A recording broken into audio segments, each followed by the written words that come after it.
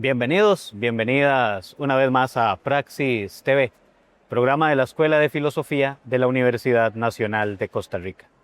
Y hoy, en el espacio Praxis TV Diálogos Literarios, coproducción con la editorial de nuestra universidad y acá, desde la Feria Internacional del Libro en Costa Rica, en el stand de la EUNA. Y nos acompaña Efraín Hernández Villalobos para que conversemos sobre este libro, esta inmensa obra que tenemos para conversar el día de hoy, de las sociedades cacicales a la creación del Museo de Arte Costarricense, escritos sobre artes visuales en Costa Rica. Efraín, un gusto que nos acompañes. Un placer acompañarlo. El día de hoy y conversar sobre este libro, 4 tomos, Ajá. ¿verdad? Después hablaremos de la edición y el cuidado editorial que tiene este libro con una inmensa calidad, pero empecemos por el trabajo que llevó este libro, una obra que compila fotografías, escritos, una documentación gigantesca de muchísimos años, desde la colonia, básicamente, antes incluso. Sí, hay ¿Verdad? un sector del precolombino hasta la década de los 70. Sí, finalizando, digamos hasta 1980. Sí. Más o menos. Más o menos. Sí. Bueno, pues este libro nace en el seno de las aulas universitarias. Le cuento un poquito el detalle.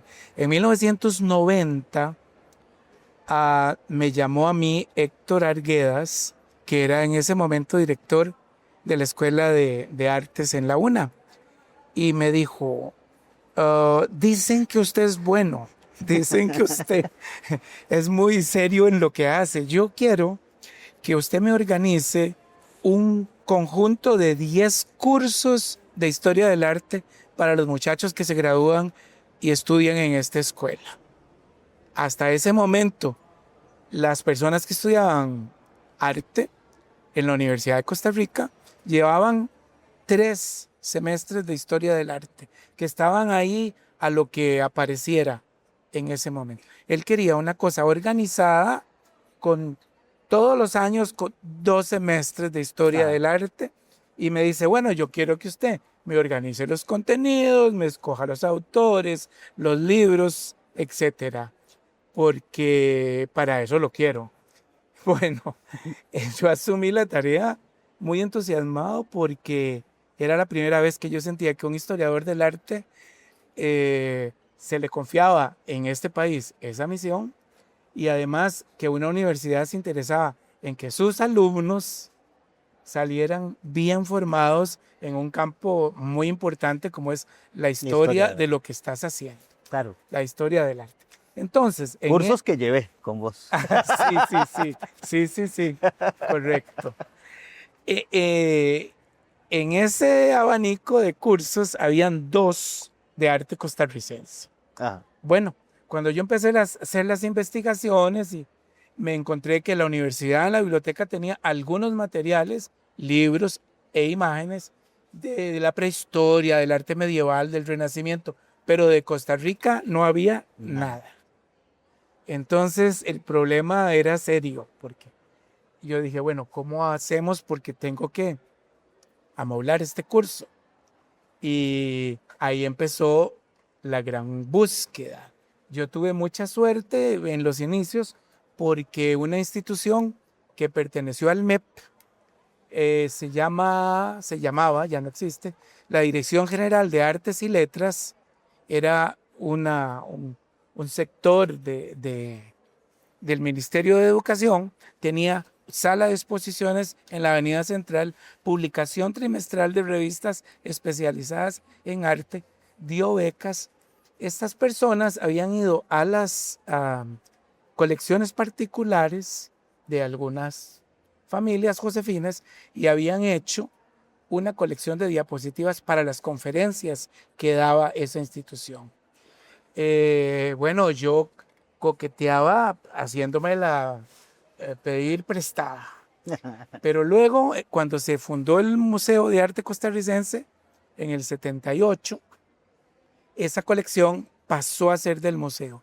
Y ya yo ahí tenía como un trabajo acumulado, había hecho unas curadurías para la institución y me permitieron reproducir el paquete de diapositivas. Entonces, aunque no eran todas las que yo quería ni las que necesitaba, tenía una variedad de distintas épocas y pude empezar luego. Ese es como el primer gran golpe de suerte, y poder emparentar con una institución que tenía la posibilidad de ayudarme. ¿Cómo? Recomendándome puedo ir a una casa, respaldado por el museo, puedo tomar fotografías, puedo ir a los talleres de los artistas. Entonces mi misión de fin de semana era cámara, tomábamos diapositivas en ese tiempo, ir a los estudios, conversar con los artistas, hacer entrevistas y tomar fotos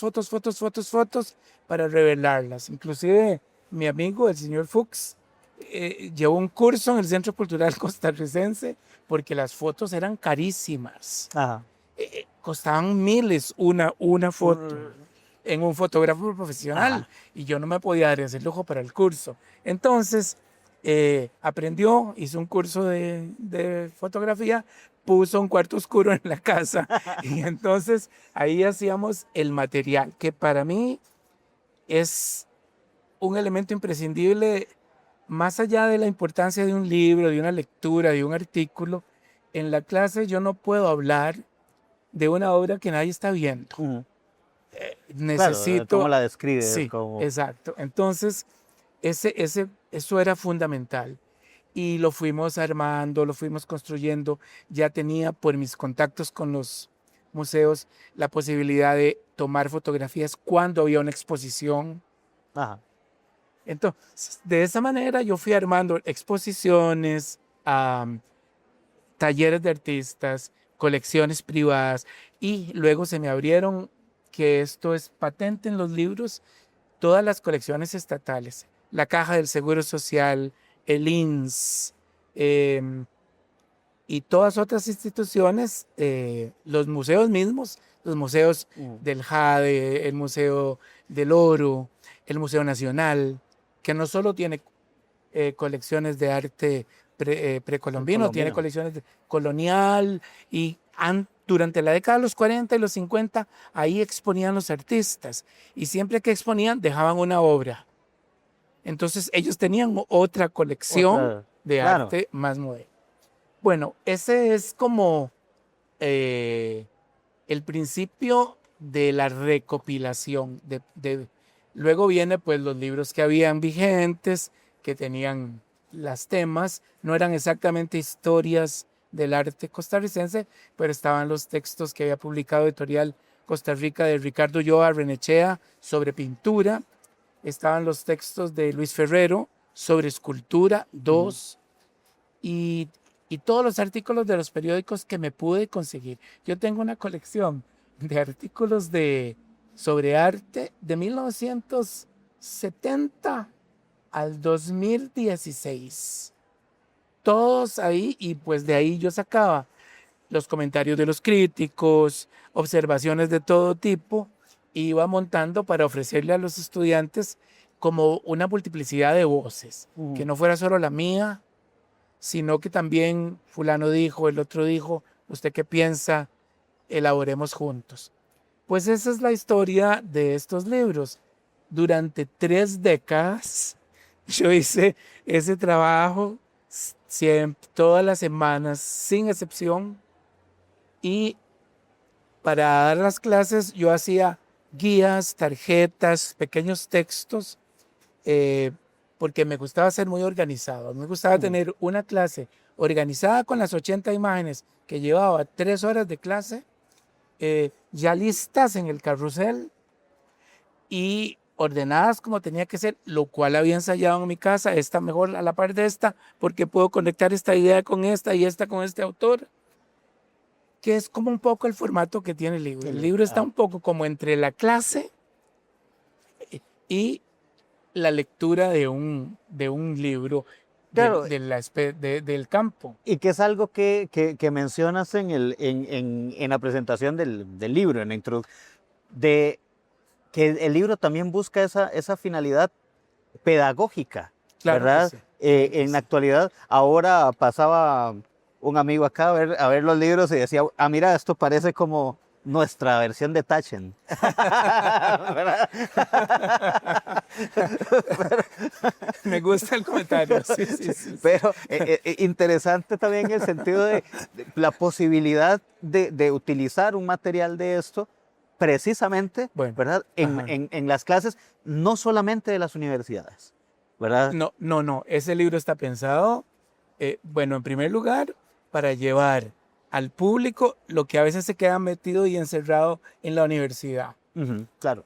Investigamos para elaborar un curso, para estructurar un grupo de cursos, pero luego eso debe pasar a la sociedad, debe pasar a la gente, debe pasar al público. Yo traté de medir los textos de manera que este libro se pueda usar en un colegio, Mm, en la secundaria, de manera que un amante del arte que no es especialista lo pueda disfrutar, que tenga fácil acceso a él, que se entusiasme, am, que también lo pueda usar otro investigador de mi campo o de otros campos. La idea es que entonces sea accesible en cuanto a que no tenga términos muy sofisticados, aunque se ajá, nombran autores y cosas, claro. ¿verdad? Pero la vocación siempre ha sido esa de accesibilidad a un público amplio. Y mostrar la calidad del trabajo, ¿verdad? De una serie de artistas eh, Ujú, ujú. nacionales, ¿verdad? de, Sí, lo- sí. de los cuales tal vez no tenemos completo conocimiento, Eh, ¿verdad? s- Sobre todo pensando en los últimos tomos del libro, sí, ¿no? sí, sí. Bueno, eh, muchas personas que son mis colegas, ¿dónde conseguiste esas obras? Esa nunca la había visto.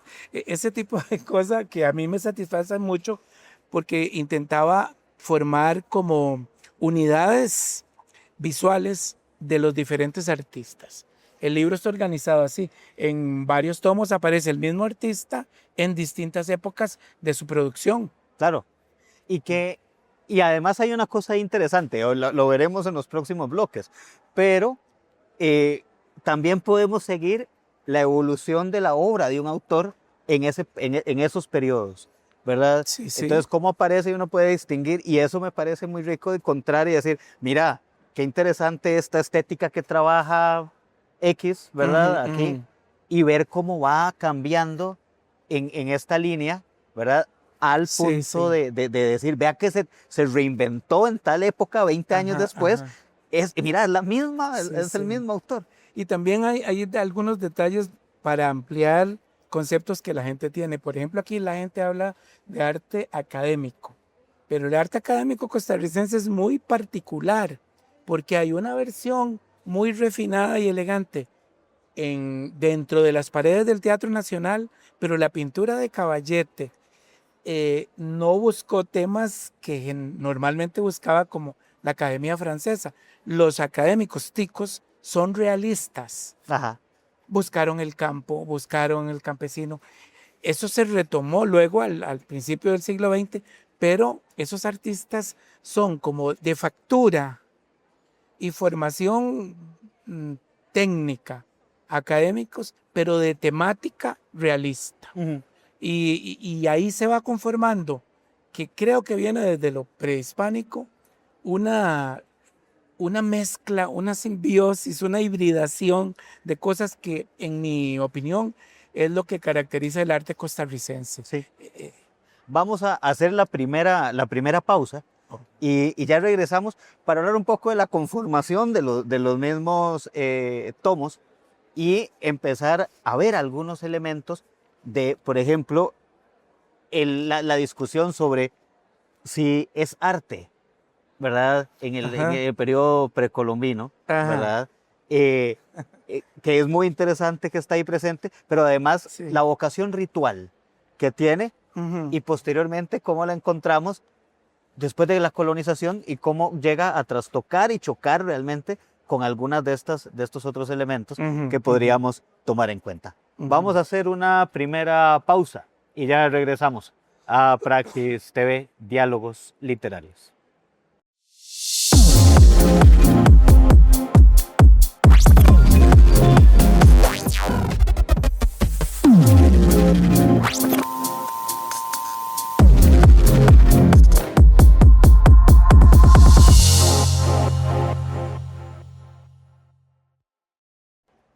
Bienvenidos, bienvenidas de nuevo. Continuamos acá desde la Feria del Libro 2026, la Feria Internacional del Libro, en compañía de Efraín Hernández Villalobos, académico jubilado de nuestra universidad, de la Escuela de Arte, donde fue mi profesor en algún momento, y conversando sobre esta obra que tenemos el día de hoy acá, 4 tomos de este libro sobre historia del arte costarricense. Efraín, tal vez podríamos mencionar un poco, ahora que cerrábamos el bloque anterior, hablando precisamente, hay una discusión que recoges en este primer tomo, donde se habla de la conceptualización del arte, ¿verdad?, respecto al arte ancestral, que es lo que llamas acá, ¿verdad?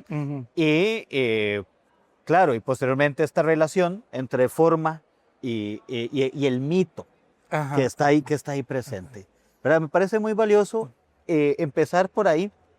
Es algo de que vemos mucho, digamos, en Costa Rica cuando se suele hablar, ¿verdad?, de este periodo, reflexionamos en torno a eso, ¿verdad? Sí. Entonces, quizá si empezamos por ahí, ¿verdad?, que además hay una serie de fotografías muy lindas que componen el libro y que podemos de nuevo mencionar el cuidado editorial de esta publicación en la calidad de las imágenes que nos presenta. Sí, bueno, empecemos con las imágenes brevemente.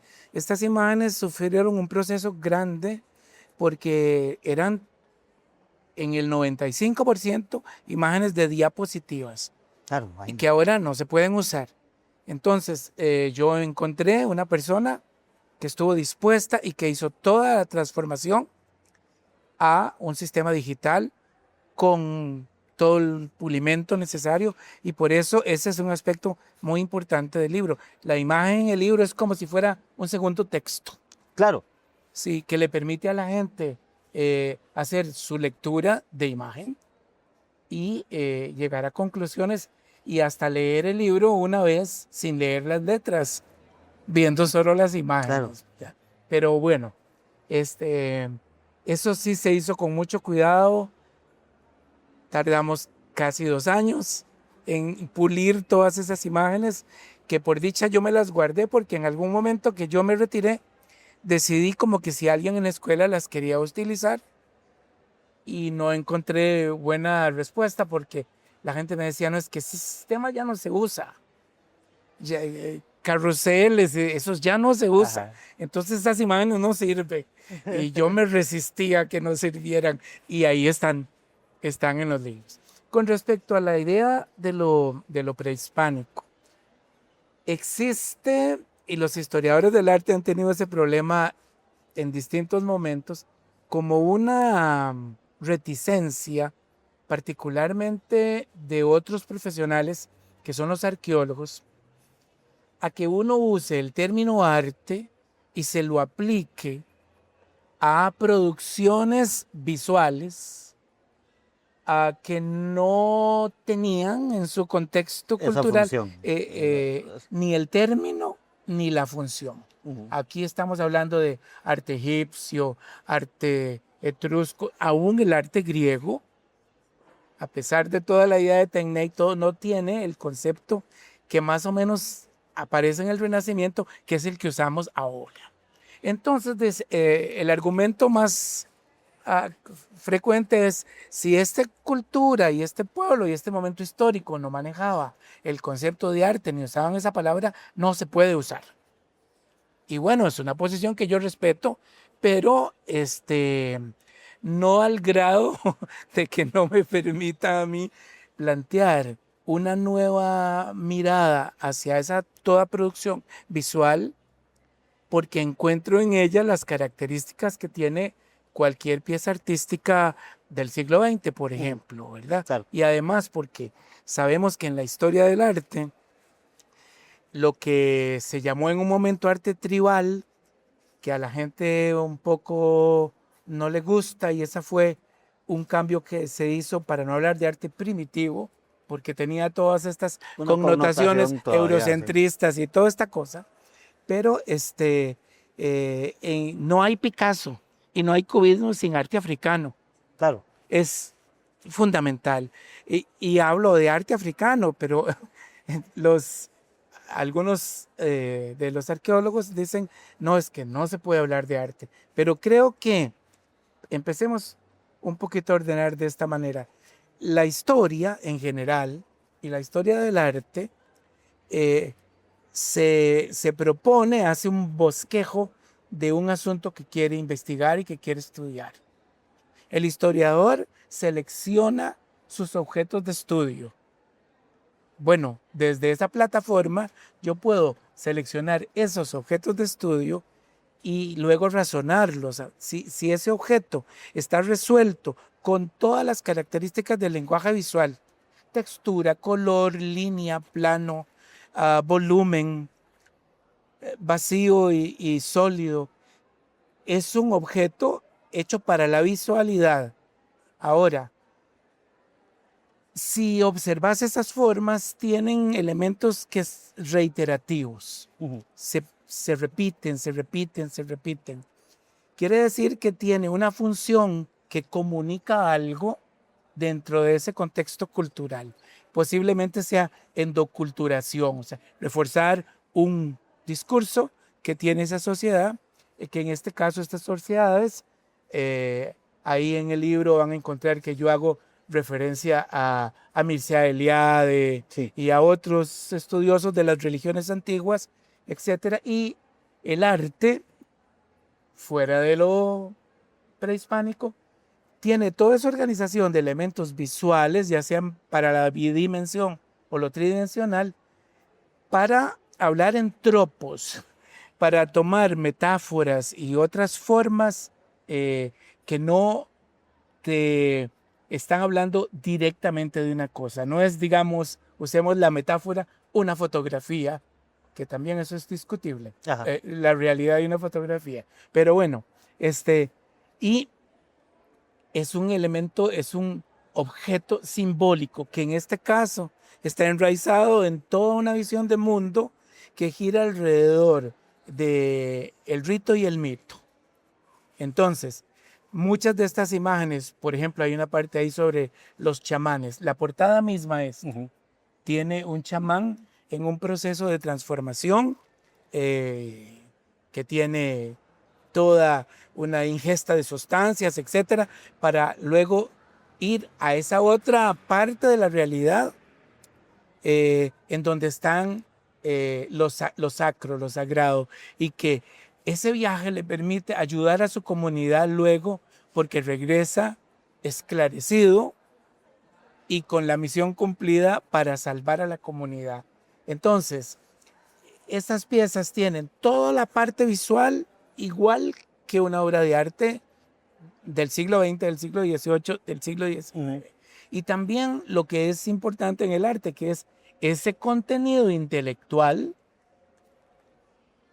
a través del símbolo en este caso, porque las obras de arte no son solo objetos bonitos. No quiero voluntariamente usar la palabra belleza, porque esa palabra se aplica A lo que sea y a como lo sea. que sea y como sea, ¿verdad? Exacto.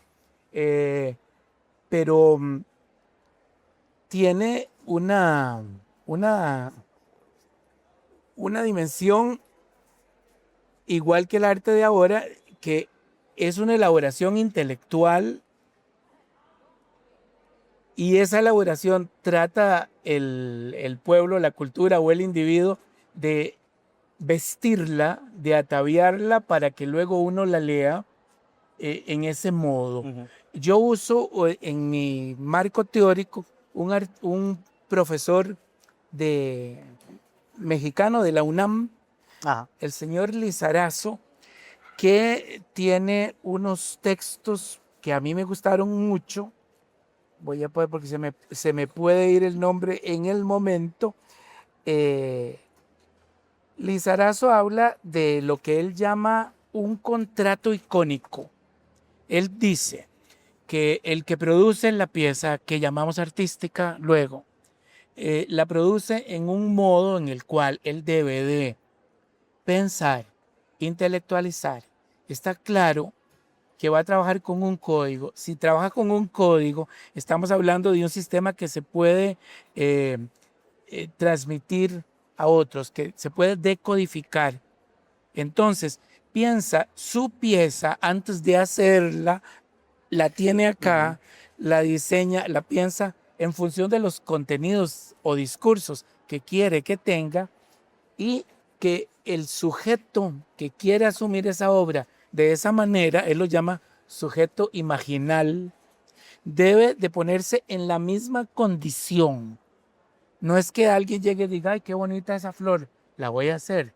Eso no es arte, es una imagen, puede ser una pintura, pero no tiene una condición simbólica y no exige nada más que reconocer una representación.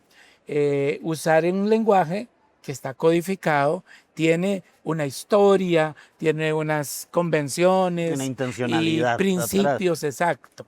Claro. Entonces, en este contrato icónico, él la llama que tenemos de tener una disposición intelectiva imaginal y que tenemos que suspender la percepción cotidiana, esa que usamos para Ajá. todo, y ponerlos en esa otra dimensión, igual que lo hizo el creador cuando la estaba haciendo.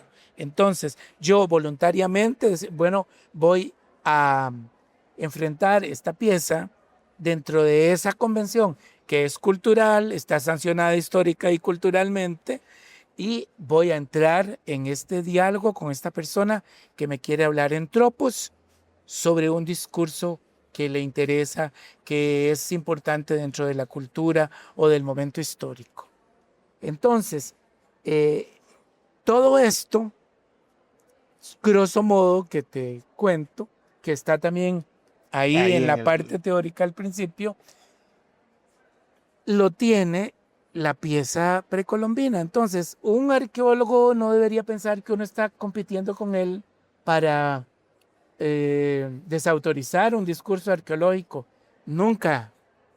Queremos ampliar las posibilidades de mirar esas piezas. ¿Por qué? Porque también como dije hace unos minutos, el historiador desde el presente escoge su tema de investigación y sus testimonios u objetos de estudio, y puede escoger estos objetos Claro. dentro de toda esa urdimbre teórica que más o menos acabo de esbozar, y entonces la gente va a entender esas otras dimensiones de la cultura y no preocuparse que eso puede ser muy pesado para mucha gente, como de que si es del periodo bicromo, policromo, del año tal o cual, que es muy importante como información arqueológica. Claro. Pero para que yo pueda asumir y entender y acercarme a la pieza, puedo mirarla desde otra ventanilla, que es Y esta de la visualidad y los estudios visuales. claro, y ahí, digamos, porque yendo a las obras del texto, nos quedan un par de minutos de este bloque, Ajá, pero, por ejemplo, mencionas en varios momentos esas representaciones bicéfalas, ajá, ajá. ¿verdad? En el arte, ya lo dije también, ¿verdad? Sí, sí, sí. En este periodo, ¿verdad? Ajá. Y esas piezas, justamente a través, ¿verdad? Del mito, que es muy importante, ¿verdad? También la referencia que hace hacia Aliade y demás acá, Claro, de claro. esa, de eso, podríamos llamarles a cierta manera, esa reivindicación del mito para sacarlo de aquella idea del mito como algo falso que nos Sí. metieron en algún momento, Exacto, ¿verdad? exacto. Y más bien verlo, Sí, ver, sí. ver ese valor del mito El mito fundacional no en la es una cosmovisión. mentira, es una Claro, verdad claro, ¿no? en un momento cultural y en un momento histórico que es tan válida como nosotros tenemos un montón de mitos también circulando por ahí y que los aceptamos como... Claro, y que lo usan para desprestigiar e inferiorizar Sí, formas, porque si hablas de una mitología cristiana, por ejemplo, ajá. suena a ofensa para Bueno, pero algunos, lo es. ¿verdad? Claro, Sí, sí, sí. ¿verdad? Ujú. Entonces, sin comprender la dinámica y la importancia del mito en la configuración cultural, Ajá, ¿verdad? ajá. Y en estas formas de Sí, sí. representación, por ejemplo, esas figuras bicéfalas que nos muestras Sí, en sí. la obra. Esas figuras bicéfalas tienen que ver con conceptos eh, como de alter ego, como de unión de opuestos, que nosotros separamos en nuestra cultura, pero que en esa cultura no necesariamente están separados de la misma manera que nosotros lo hacemos o lo hemos estado haciendo en los últimos miles de años de desarrollo de la cultura occidental. Esta idea de dualidades y de posibilidades no exclusivamente unidimensionales están ahí y entonces las figuras tienen o son bicéfalas como usted mismo dice o tienen otras piezas aquí Ajá. sobre la cabeza que llamamos alter egos que significan un poco algo muy cercano a esta posibilidad de que las cosas están, se dan en diferentes dimensiones simultáneamente. Claro. Vamos a hacer ya la segunda pausa, vamos volando, ¿verdad? Pero para en el próximo bloque hay varias cuestiones que evidentemente no vamos a poder ver de los 4 tomos, ¿verdad? Pero, Pero si usted quiere puede enseñar una página de pero lo que a usted le guste. que podríamos también ver, ¿verdad? Y que rescata el libro. El libro también rescata el tema de la institucionalidad, ¿verdad? Sí, sí, Y sí, esos, sí, sí, y sí, podemos ahí sí, sí. empezar a referenciar autores y Ujú. autoras muy importantes, Sí, sí. ¿verdad? Ujú. Con obras realmente de una calidad inmensa que, como decía en el bloque anterior, no tenemos tanto acceso, ¿verdad? Al Ujú. conocimiento sobre su trabajo, ¿verdad? Entonces, hagamos Sí. una segunda pausa y ya regresamos a Praxis TV, Diálogos Literarios.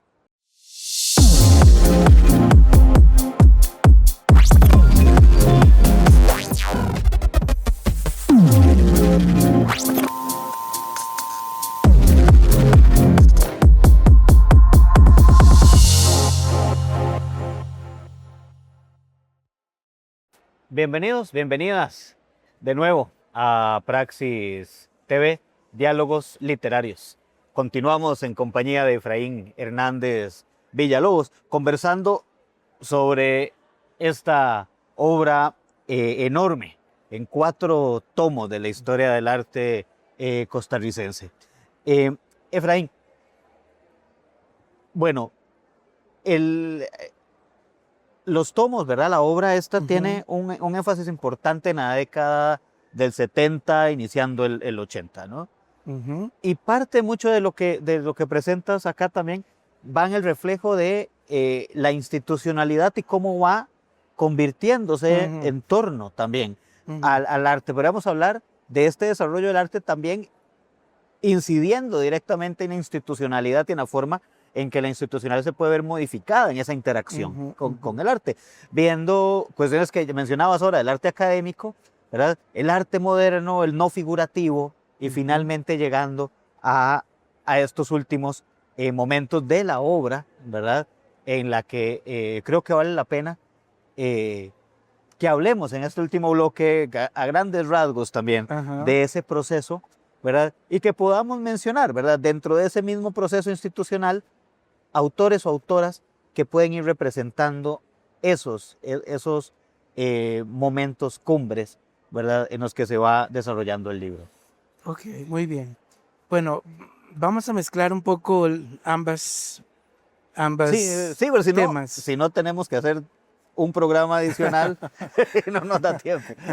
Pero bueno, ahí ciertamente en la década del 70, pero empezó en los 60 y quizá hay un chispazo antes en los 50, la idea de que el Estado se preocupa por vincularse con el arte. Para algunos de manera proteccionista, para algunos de manera propagandística, Sí, que en fin, hay puede ser. muchas maneras de visualizar eso. Pero ciertamente hay un apoyo que se va entrelazando y que termina con la fundación de instituciones que son importantes. Pues nadie lo menciona, pero el primer gran apoyo estatal es en 1897 cuando se funda la Escuela de Bellas Artes, que es una Ajá. escuela del Estado, ¿verdad? Bueno, ahí queda esa escuela, pero en los 53 al 58, se pintan unos murales eh, que aluden indirectamente a todos los fenómenos del 48, Ajá. ¿verdad? Hay un mural que estaba en la casa presidencial antigua, que dichosamente, gracias a los trabajos de Julio Escames, se logró pasar y ahora es parte del Museo de Arte Costarricense. Es un mural que se llama La Agricultura. Tiene una mujer desnuda, que es la tierra, un hombre Ah, indígena, que es la planta, y algunos detalles de la historia de Costa Rica. Y otro mural de Luis Dael, que está ahí también, que es una especie de pieta, una madre que mm, sostiene a su hijo, hay una fusil al lado un país desolado, quemado, sin verde, y unas mujeres que huyen. Esas son como las dos obras que hablan más de cerca de ese fenómeno del cual no se ha hablado mucho en el claro. arte costarricense. Pero luego hay en los hospitales, hay varios murales en lo que se llamaba el policlínico en ese tiempo, sobre los beneficios de la medicina. Hay unos niños del campo que están siendo vacunados, unos campesinos. Yo recuerdo que en mi época de infancia, en los años 50, a la San Isidro de Heredia, que era un territorio lejanísimo, llegaba una unidad de salud. Nos hacían exámenes, nos hacían radiografías, etcétera. Se refiere como a ese asunto en el cual el Estado decidió hacer esa injerencia social. Pero bueno, ahí hay unos murales, esos murales están hechos en la época en que Figueres fue presidente. No importa si hablamos de figuras concretas, ¿verdad? Ah, no, Con no, nombres y no. apellidos. Bueno, luego, en el 62, 66 está la ley que organiza los premios nacionales Ajá. y la creación de esa institución de la cual le hablé en el primer sector, la Dirección General de Artes y Letras, que era una dependencia del Ministerio de Educación y que tenía un presupuesto para conferencias, tenía una sala en la Avenida Central, Claro. gente como Manuel de la Cruz González, que era muy conocedor, daba hasta, se registran ahí hasta 80 conferencias al año sobre asuntos de arte. Revista, publicación. Entonces, ahí hay otro elemento y luego junto con los premios está la editorial Costa Rica, luego más adelante, aunque había una orquesta sinfónica, don Guido Sáenz Ajá. mete su influencia ahí en la música, en el teatro, pero en el periodo segundo de Figueres, 70-74, se funda el Ministerio de Ministerio de Cultura, Cultura Juventud y y Deportes Deporte. en ese momento. O sea, sí, cuando estaba todo junto, hasta hace poco Sí, lo sí. separaron, En ¿no? 1970 el primer ministro fue don Alberto Cañas. Ese fue el primer ministro. Y la idea ya es como más clara de que hayan varias salas de exposición en San José. Quizá por las circunstancias y por el tipo de población que está más concentrada en el área metropolitana, esa fue el área más beneficiada Ujú. con todos estos proyectos. Pero luego en el 78 se funda el Museo de Arte Costarricense. Terminando el periodo de gobierno Oduber. Sí, en el Ahí 78. hicieron una cosa interesante. El INS ayudó y en el INS hicieron un par de meses antes una exposición, la más importante de arte internacional que se ha hecho en Costa Rica, que tenía Rembrandt, tenía Van Gogh. Era una colección que consiguió por medios diplomáticos el gobierno saliente y que era como una preparación para la apertura del Museo de Arte Costarricense, que fue en el 78. A partir de ahí, pues ya tenemos como premios, museo, ministerio. El ministerio empezó a hacer actividades ya hacia los pueblos. Por ejemplo, en la Dirección General de Artes y Letras, don Felo García, arquitecto y pintor abstracto, Ajá.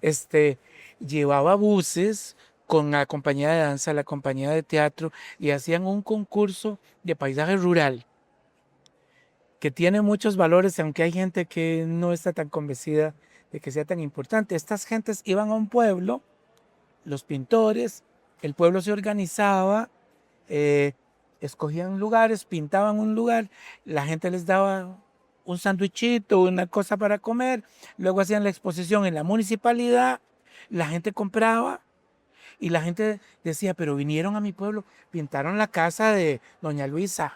Ajá. Esa casa es importante, la pintaron los de San José. Esa cosa hizo que las comunidades como que se vincularan con el arte de una manera orgánica, espontánea, bonita, y hay anécdotas muy simpáticas.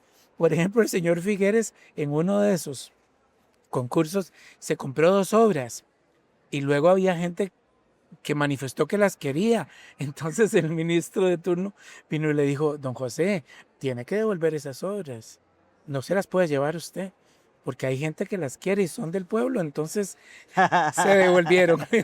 y las adquirieron otras personas. Pero bueno, la anécdota vale para esta idea de que la gente empezó a valorarse y a valorar su entorno porque otros que sabían vinieron a decirles esto vale la pena. Les trajeron el teatro, les trajeron la música y eso fue muy importante porque es como los primeros intentos de llevar todo esto que había en el área metropolitana a otras áreas y de integrarlas, ¿verdad? Bueno, eso es un esfuerzo muy importante que ya había empezado antes del ministerio. Ujú. Luego en el gobierno de saliendo Figueres, comenzando, perdón, saliendo Arias, comenzando Calderón, se fundó el Museo de Arte y Diseño Contemporáneo, se estrenó el CENAC, Ajá. ¿verdad? Y también lo que llamamos Museo de los Niños, Ah, cierto. todo eso, ¿verdad? Pero en el gobierno de Monge, entre el 82 y el 86, se fundó la GANAC, que es la Galería Nacional de Arte Contemporáneo. Y ahí se empezó a traer arte internacional como, yo lo entiendo, como una manera de que los costarricenses se alimentaran del arte que se hacía en otras latitudes, ya que no podían viajar, la mayoría, Ajá. y también como fertilizar ese campo del diálogo entre países, culturas y formas artísticas. Precisamente, que nos hemos comentado ahí fuera de cámaras, que a usted le interesa el arte abstracto. Sí. Precisamente el arte abstracto en Costa Rica, en el año 1958, en el Museo Nacional, exponen seguido uno después del otro Lola Fernández, Felo García y Manuel de la Cruz González. Lola Fernández, que había terminado de estudiar acá en la Universidad de Costa Rica y se fue a Italia a estudiar y vino con una propuesta de arte no figurativo. Y con una obra impresionante, Sí, digamos, sí. ¿verdad? Que en un movimiento semejante, Felo García, que estudiaba arquitectura en Londres y que había fundado hasta un grupo de pintores allá, viene con una propuesta en el mismo sentido. Y Manuel de la Cruz González, que había estado fuera del país, viviendo en Cuba y en Venezuela, viene con una propuesta que él absorbió del ambiente efervescente en Venezuela, donde surgieron varios artistas abstractos que luego triunfaron y se quedaron en París. Entonces, ese contacto con otras culturas visuales de, en este caso, bueno, Italia, Inglaterra y Venezuela, nutrieron a estos artistas que trajeron esas nuevas formas. Ya aquí, Margarita Bertó y Teodorico Quirós habían hecho algo ahí lúdico con cosas no representativas, pero hicieron unas cuantas obras, inclusive Margarita Bertó expuso en el 52, creo, pero luego se detuvieron y ya volvieron a la figuración. Este arte le costó en Costa Rica como ganar terreno y ganar aceptación, porque la gente pensaba que como no tiene una historia que contar, como Claro. no hay una narrativa, como no hay literatura directa, no dice nada, que es una simple organización de elementos concebidos y realizados de determinada manera, pero en realidad las artes abstractas, desde que comienzan con Kandinsky, con Klee, buscan, y Kandinsky tiene un libro que se llama De la espiritualidad en el arte, y precisamente se refiere a esa nueva forma de concebir un nivel espiritual que solo se puede expresar con las formas creadas por los seres humanos, geométricas u orgánicas. Claro. Eso luego da un paso hacia el expresionismo abstracto que lamentablemente sufrió embates porque lo pusieron durante la Guerra Fría en oposición al arte que se hacía en las repúblicas soviéticas, que odiaba la abstracción, a pesar de que en el 17 con la Revolución Rusa, Malevich y todos los que estaban en ese contexto hicieron arte abstracto, Sí, precisamente. Entonces, el arte abstracto hay que aprender el código, hay que familiarizarse con él, ¿verdad? Empaparse un poquito, pero te permite, por ejemplo, en un artista como Mondrian o en un artista como en algunas obras de Felo García que hay ahí, hablar de una cosa muy importante que es el orden. El orden universal versus el desorden. Que es precisamente eso, es curioso encontrar esas obras de Felo García precisamente con esa construcción, ¿verdad? Tan geométrica que uno decía cuando voy pasando, se fue una Mondrian aquí o qué fue, no, Ajá, mira, sí. O las lacas de Manuel de la Cruz González, que sí, también claro. tenía elaboradísimo un concepto sobre la armonía del universo y la música, Claro. porque él trabajó con música clásica, tratando de buscar equivalencias entre formas y sonidos. Entonces, ciertamente hay un gran contenido intelectual, espiritual, emocional en las obras, pero no son producto de la casualidad, ni son producto del capricho, Sí. son producto de un proceso. Ni la inspiración de las musas, No, ¿verdad? no, ni de ninguna sustancia. Es producto pues de una concepción de la forma muy sofisticada, ciertamente, pero que ya se había empezado a formular, como dijimos antes, con los rusos, con el constructivismo ruso, con Kandinsky y otros, los holandeses también, de Stil, hay un movimiento que se llama así, ahí estaba Mondrian, por ejemplo, que usted menciona, pero sí hay una gran cantidad de pensamientos y emociones a las cuales aluden estas formas. Lo que pasa hay que hacer el contrato icónico, Ajá, como les sí. expliqué antes, y ponerse en la disponibilidad de quién lo hizo, cómo lo hizo, entender la época, el momento, qué significa en oposición a los movimientos anteriores Ujú. y Claro, posteriores. Y la abstracción que usted la va a poder seguir disfrutando porque sigue en boga en este país. claro, porque Sí. uno ve, y ya tenemos que ir cerrando, pero Ujú, uno ve, digamos, estas obras en el 50, en el 60, y ¿verdad? En el 70, ujú. y de verdad se ve, y lo que podríamos llamar en efecto los referentes de muchas de las obras que podemos encontrar hoy en trabajos de mismos estudiantes de la Escuela de Sí, Arte y claro, claro, Comunicación claro, Visual. claro. ¿Verdad? Yo tengo una obra que le compré a un estudiante asistente, a Elías Obando, que yo le Ajá, dije, me encanta la influencia de Kandinsky en este trabajo suyo, ajá, yo le ajá. compro este cuadro, Claro, ¿verdad? claro, Porque, y se sigue viendo, y claro. hay toda esa relevancia y toda esa Bueno, importancia. ese vínculo es esencial para alguien que tiene formación artística. Significa que no vengo de la nada. Significa que tengo antecedentes, tengo raíces en mi historia Claro, profesional. y la Eh, importancia de ahí, de un volumen de estos también, ujú. para ver ese tipo de trabajo en la historia del arte Sí, visual en Costa Rica, ¿no? sí, sí, sí. Bueno, creo que eso va a ser posible. Está puesto como con bastante claridad y pues esperamos que le ayude a la gente a sintonizar mejor ese tipo de arte que tal vez resulta difícil por la costumbre, porque la gente Ujú. está acostumbrada a que le cuenten cosas, Ajá, a y que hay le que, cuenten cosas, y eso no cuenta, pero presenta sí, claro, cosas fuertes, desde drama hasta lo lírico, sí. Muchas gracias, Efraín, con mucho gusto. y muchas gracias a todos y a todas. Todavía queda un fin de semana más de Feria del Libro para que puedan venir, para que vengan, pasen al stand de la EUNA, adquieran estos 4 tomos, ¿verdad? De este libro y puedan disfrutar del texto tanto como lo hemos disfrutado para preparar esta entrevista.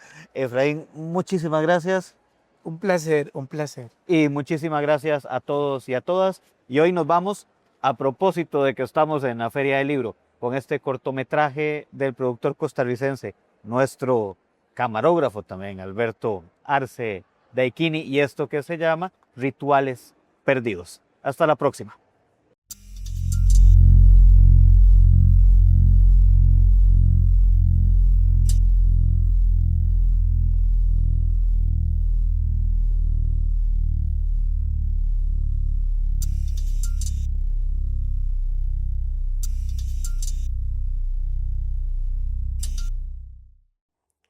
Soy la voz del hombre que resuena en los cielos, que reniega y maldice y pide cuentas de por qué y para qué.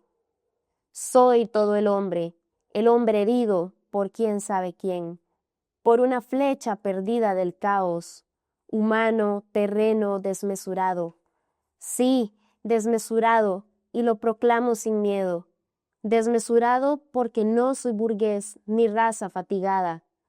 Soy bárbaro tal vez, desmesurado, enfermo, bárbaro, limpio de rutinas y caminos marcados. No acepto vuestras sillas de seguridades cómodas. Soy el ángel salvaje que cayó una mañana en vuestras plantaciones de preceptos. Poeta, antipoeta, culto, anticulto, animal metafísico cargado de congojas, animal espontáneo, directo, sangrando sus problemas, solitario como una paradoja, paradoja fatal, flor de contradicciones, bailando un foxtrot sobre el sepulcro de Dios, sobre el bien y el mal. Soy un pecho que grita y un cerebro que sangra. Soy un temblor de tierra. Los sismógrafos señalan mi paso por el mundo.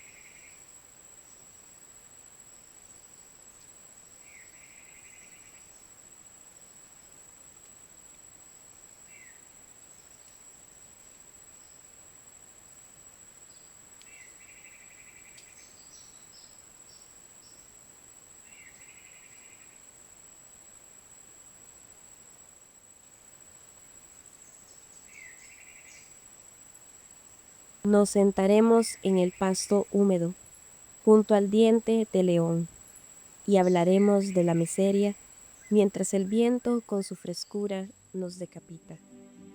Tal vez así.